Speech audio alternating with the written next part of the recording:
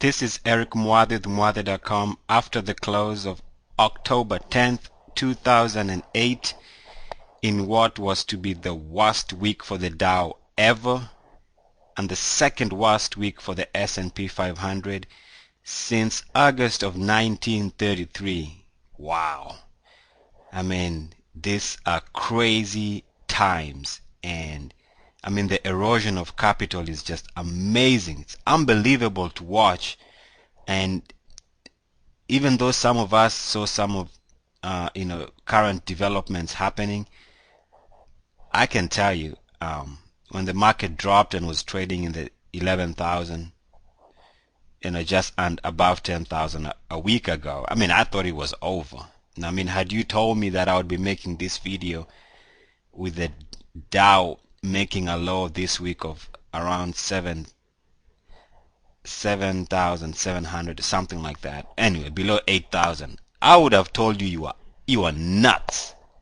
I mean, okay, I remember making a video almost 3 weeks, a month ago, warning you of a crash. And the funny thing is, even I missed it. After warning you, I missed it. I goofed off on the timing. Should have, kept my short positions, but I took them off late last week. So I missed this week's downdraft.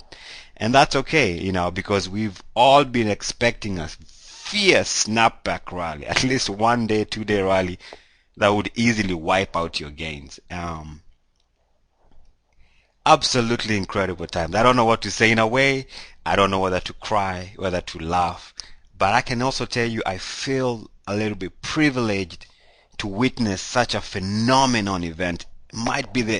This might be a week that we might never see in our lifetime. And I think out of this experience, we are going to be the best traders we can ever be. We're going to be the best investors we will ever be. This market has taught us lessons nobody will ever have to repeat to us. Stuff about taking losses, taking your profits. If somebody tells you a stock cannot go below a certain level, I mean, Google cannot go below 400. RIM cannot go below 100. I mean, these things have been cut in half. First Solar was trading at 300. I don't know how low it traded this week, but above, slightly around $100. I mean, unbelievable. And you just have to humble yourself and respect the market. My video for this week, really what I'm going to be talking about, a lot of you guys have 401ks and you're not allowed to, or you don't want to be moving your money in and out of the stock market, and something in you wants to force you to take action. You want to do something now. You have money on the side. You want to put it to work right now. You don't want to miss. You don't want to wait and watch a crash, and then when the market rebounds, you don't want to. You want to be part of it. Something in you wants you to act. And they might as well be a good rally. We put on some positions today when the market was down, and we might be up double digits in a couple of hours, percentage wise. But my whole thesis for this was we need to take our profits in 1 or 2 days, and I'm going to explain why in my video. This video is primarily to show you why. Just relax a little bit. Everything is going to be okay. I hope. Just relax, wait for a few things to happen if you really want to get back in the market in full force, or if you have your 401k money on the side waiting for when to get back. Some of your friends, your relatives don't know what to do. Just wait a little bit. If you haven't sold, don't sell now. Just relax. And I'm going to show you why you should wait before you come back in the market in full force, or at least with some vigor. And it's all based, I'm really going to try and keep it simple. It's all based on the MACD. And let me draw something. The MACD, I'm gonna keep it simple, but if you combine this video and all your other fundamental analysis, your technical analysis, but if you incorporate what I'm gonna show you here, it's really gonna help you a little bit in your timing. But anyway, a MACD crossover is what most people,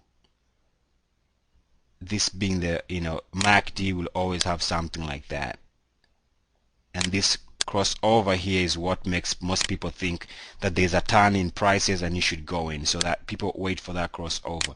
But what I want you to do for me is I want you to, there's a train in the background, so if you can hear that noise, just excuse that. But anyway, let's take that out. But anyway, let's take that out, and let me draw some annotation.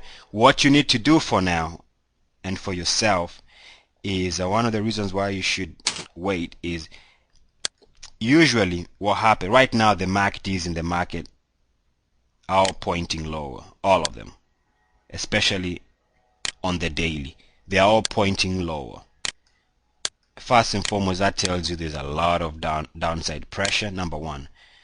Okay, so really we haven't seen a turnaround, right? So we can't do anything. The markets are not telling us. The market is telling us that there's still downward pressure, and I'll show you a daily chart for the Nasdaq, I believe. But so when the markets are trading lower, you don't want to do anything because this is downward pressure.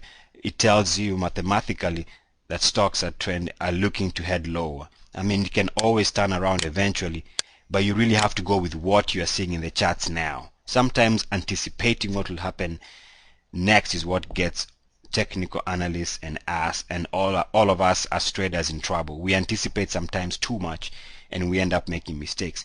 But this is one thing. What I'm trying to show you is what MACDs usually do.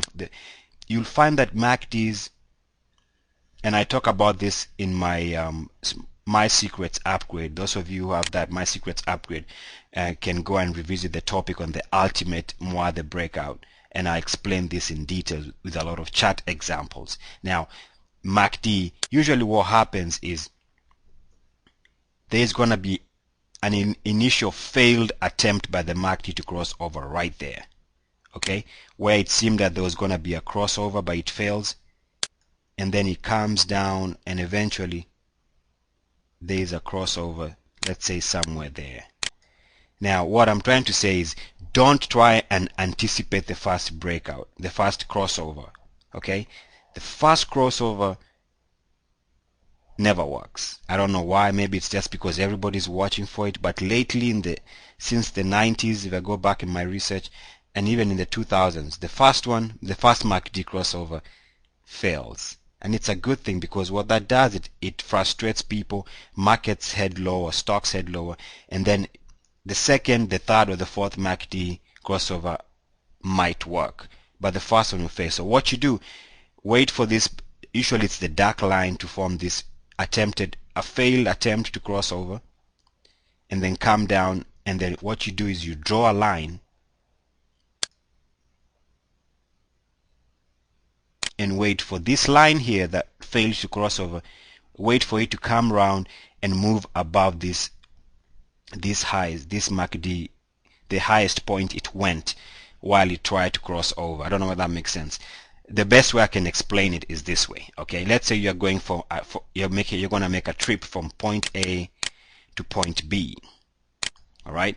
But right here, before your trip, you have to get gas, okay? Let's call that point C, for whatever reason, all right? You want to head, you're going to make a trip from here to here, but you have to stop and get gas, and gas is this point right here, okay? That's the highest point. What I mean by that is when you're going to get gas, you realize, wait a minute, I forgot my wallet. So you have to go back home to get your wallet. You come back and you get your gas, and then now you can make your trip to point B, okay?